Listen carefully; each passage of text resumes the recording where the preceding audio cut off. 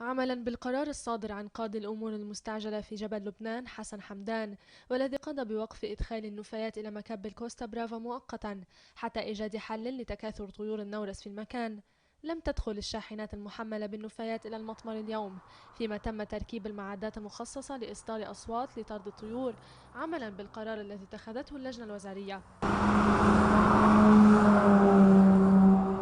شركة الجهاد للتجارة والمقاولات المشرفة على أعمال المطمر ذكرت أن الطيور في محيط مطار رفيق الحرير الدولي هي مشكلة مزمنة لوجود عدة عوامل، منها تحول نهر الغدير إلى شبه مجرور مكشوف، إضافة إلى وجود مكبات عشوائية في محيط المطار.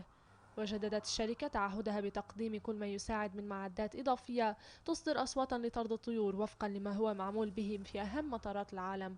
لافتة إلى أنها وضعت على نفقتها الخاصة 6 آلات تصدر أصواتا لطرد الطيور في محيط المطمر و7 في محيط المطار. وأكدت أنها لن تتردد في بذل كل الجهود لحفظ قواعد السلامة العامة بما يؤمن تنفيذ أعمالها ويصون سلامة حركة الطيران المدني من وإلى مطار رفيق الحرير الدولي. وأشارت إلى أنها تطبق أعلى المعايير الدولية وأدق تدابير السلامة العامة بالاتفاق مع مجلس الإنماء والأعمار.